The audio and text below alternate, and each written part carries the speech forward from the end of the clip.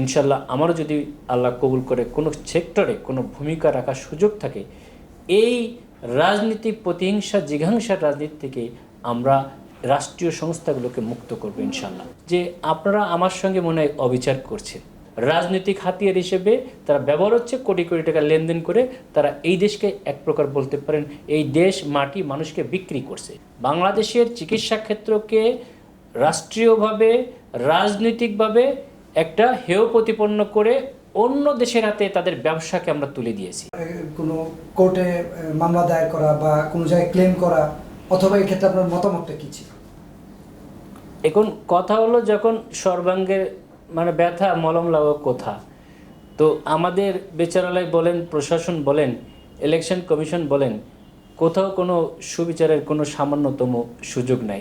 আমাকে নির্বাচনের কয়েকদিন আগে ধরেন একটা রাষ্ট্রীয় সংস্থার অফিসে নিয়ে আমাকে রিমান্ড করার মতো করা হয়েছে। আমি বলছি যে আমি আপনার সঙ্গে পরিচয় হতে এসেছি, আমাকে ডেকে নিয়ে গেছে just for orientation program, just পরিচিতি হওয়ার জন্য, চা খাওয়ার জন্যে। আমি বললাম যে আপনারা আমার সঙ্গে মনে হয় অবিচার করছেন, আমার সঙ্গে একজন চা খাওয়ার কথা বলতে এসে আপনারা এটা করতে পারেন না। আমাদের সবচেয়ে দুর্ভাগ্য, স্বাধীনতার 50 বছর পরেও আমরা সুন্দরভাবে রাষ্ট্রীয় যে সংস্থাগুলো কাজ করার কথা, রাষ্ট্রীয় সংস্থাগুলো সবসময় কি করবে, মানুষের অধিকার রক্ষা করবে।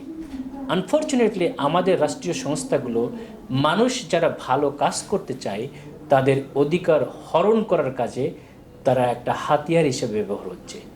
আমরা ভবিষ্যতে ক্ষমতায় গেলে ইনশাল্লাহ আমারও যদি আল্লাহ কবুল করে কোনো সেক্টরে কোনো ভূমিকা রাখার সুযোগ থাকে, এই রাজনীতি প্রতিহিংসা জিঘাংসার রাজনীতি থেকে আমরা রাষ্ট্রীয় সংস্থাগুলোকে মুক্ত করবো ইনশাল্লাহ। সত্যিকারের জন্য তারা জনগণের কল্যাণে কাজ করে সেটার ব্যবস্থা করব। আমরা দেখি প্রতি বছর বাংলাদেশে হাজার হাজার ভারতীয় স্টুডেন্ট আমাদের বিভিন্ন হসপিটালে পড়াশোনা করে তারপর তারা ভারতের চিকিৎসক হিসেবে প্রতিষ্ঠিত হয়। কিন্তু অনেকেই বলে ফার্টিলিটি চিকিৎসায় ভারত এখন অনেকটা সাফল্যের জায়গায় চলে গেছে, বাংলাদেশ এখনো ওই লেভেলে যেতে পারে নাই, বা বাংলাদেশের সফলতা কম ফার্টিলিটি চিকিৎসার জায়গায়। সেক্ষেত্রে যদি একটু বলতেন। আসলে হয়েছে কি, আমরা বাংলাদেশি চিকিৎসক বলেন, ইঞ্জিনিয়ার বলেন, আমরা অনেক প্রতিকূলতার মধ্যেই বড় হয়েছি এবং আমরা অনেক কিছুই পারি। আলহামদুলিল্লাহ আমাদের চিকিৎসকরা আমেরিকা বলেন, ইউকে বলেন, এই সব জায়গায় যে অত্যন্ত সফলতার সহিত কাজ করে প্রমাণ করছে যে আমরা যোগ্য। বাংলাদেশের চিকিৎসা ক্ষেত্রকে রাষ্ট্রীয়ভাবে রাজনৈতিকভাবে একটা হেয় প্রতিপন্ন করে অন্য দেশের হাতে তাদের ব্যবসাকে আমরা তুলে দিয়েছি। কোটি কোটি টাকা রাষ্ট্রীয় ষড়যন্ত্রের যারা কাজ করছে, যেমন আপনি বললাম, আমি একজন সাধারণ নাগরিক মানুষের জন্য কাজ করতে চাই, রাষ্ট্রীয় একটা প্রতিবন্ধকতার মধ্যে পড়ি। একইভাবে চিকিৎসা ক্ষেত্রকে ইন্ডিয়াতে ভালো হচ্ছে, এই সেক্টরে কি ভালো হয়, ধরেন আপনার একটা ডিম নাই, অন্য মানুষের ডিম নিয়ে ইলিগাল পথে আপনাকে দিয়ে দিচ্ছে, সেখানে তারা সফলতা দেখাচ্ছে, যেটা ধর্মীয়ভাবে আমাদের যেটা বলে ধর্মীয়ভাবে জায়েজ না, ইটস ইলিগাল। এই কাজটা তারা অতিরিক্ত করতে পারে বিভিন্ন ক্ষেত্রে।